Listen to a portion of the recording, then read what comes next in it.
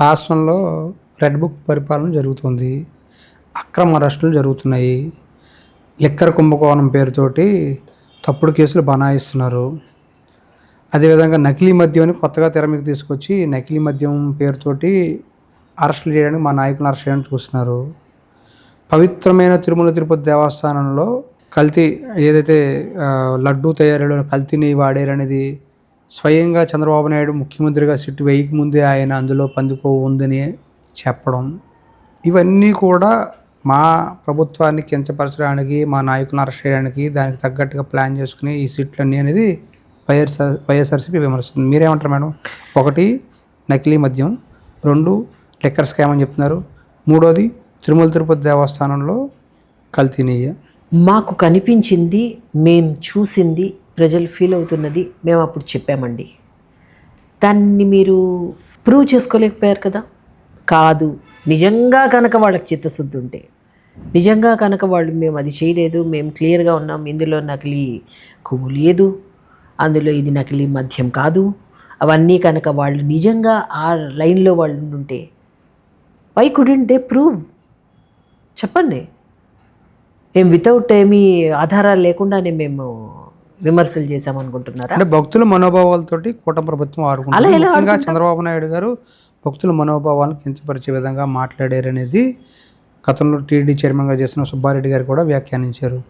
Sit నన్ను వేధించడానికే ఈ విధంగా వైఎస్ఆర్సీపీ నాయకులు వేధించడానికి ప్రతి దాంట్లో సిట్టు వేస్తున్నారు అనేది వైఎస్ఆర్సీపీ వాదన. వాళ్ళని వేధింపులు గురి చేయడానికి సిట్టు వేస్తున్నారా మేడం? ఏమండి, ఇంకొకళ్ళని వేధిస్తేనో ఇంకొకళ్ళని జైల్లో పెడితేనో ఈ సంప్రదాయం ఎవరిదో మనం చూసాం గతంలో. ఎంత దారుణంగా ప్రజాప్రతినిధి అయినా తన పార్టీలో ఉన్న మనిషినే ఎంత దారుణంగా హింసించారు అంటే వ్యవస్థలో ఏమీ పనిచేయలేదు. గతంలో చూసాం. అసలు ఆ అక్రమ అరెస్ట్లు ఏంటి, అసలు ఆ అరెస్ట్ చేసిన దానిలో అటువంటి ఒక మరి ఏమంటారు, అసలు బయటికి ఎలా వచ్చారు, ఎటువంటి ఒక పరిస్థితిలో, అంటే is it the way to treat ఒక పీపుల్స్ రిప్రజెంటేటివ్?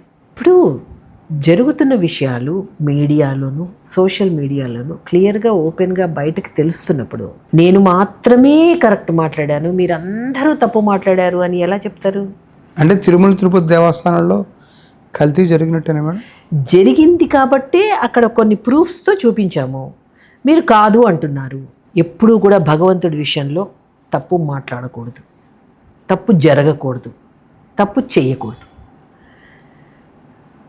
ఏం జరిగింది అన్న విషయం భగవంతుడికి తెలుసు. తర్వాత అక్కడ జరిగిన కొన్ని విషయాల అవగాహనతోనూ క్వశ్చన్ చేయడం జరిగింది. వెంటనే అవును ఇది ఏంటిది ఈ విధంగా జరిగింది అని దాన్ని ఇన్డెప్త్ దానిలో స్టడీ చేస్తే అసలు వాళ్ళు ఇచ్చిన కాంట్రాక్ట్స్ కానీ, గతంలో ఉన్న కాంట్రాక్టర్ని మార్చేయడం కానీ, అక్కడ క్వాలిటీ కంట్రోల్ ఏ విధంగా ఉంది. మరి మీరు ఇప్పుడు ఒక క్వశ్చన్ చేశారు, మీరు అంత రెస్పాన్సిబుల్గా, అందులో ఒక టీటీడీలో ఒక ప్రసాదం అంటే ఎంత రెస్పాన్సిబుల్గా ఆన్సర్ ఉండాలి. క్వశ్చన్ చేస్తామండి, లేదు ఇదిగో మా దగ్గర ఈ సర్టిఫికెట్ ఉంది, ఇదిగో మేము ఇంత క్లియర్గా ఉన్నాం, ఇదిగో మేము ఈ కాంట్రాక్ట్ వీళ్ళకి ఇచ్చాం, దీనిలో ఇంత శాతం ఇది ఉంది, ఇంత శాతం ఈ కొవ్వు ఉంది, ఇంత శాతం ఇది ఉంది, మీరు ప్రూవ్ చేసుకోండి. Questioning is not a ఫ్లా.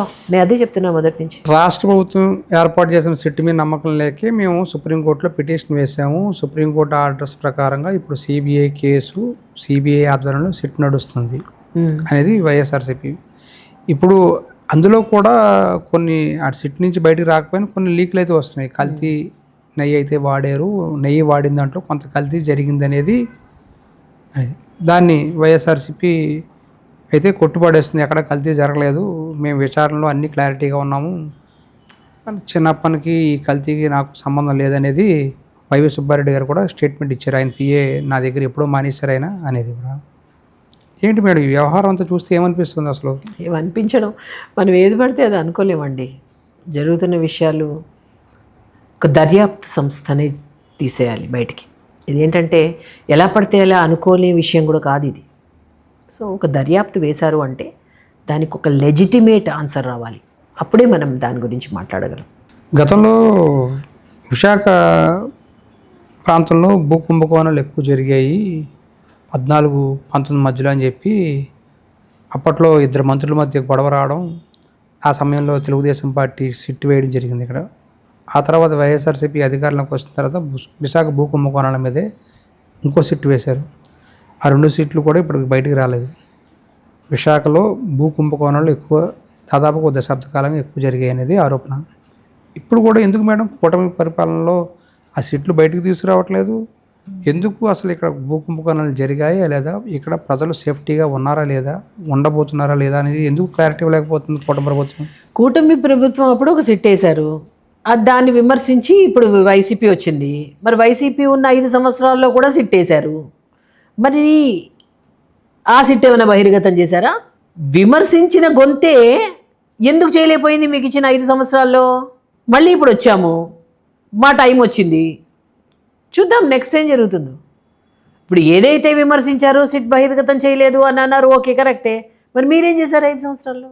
దానికి ఆన్సర్ చెప్పి we will move to the next. ఇప్పుడు మళ్ళీ మేము వచ్చాం అంటే ఏంటి? ఎంతసేపు విమర్శిస్తూనే మీ 5 సంవత్సరాలు గడిపేశారు. పోనీ విమర్శించిన దానికి అంత బల్లగుద్ది మాట్లాడిన మీరు 5 సంవత్సరాల్లో చేసిందేంటి? వైసీపీ ఏం ప్రూవ్ చేశారు? చేసిందేంటి?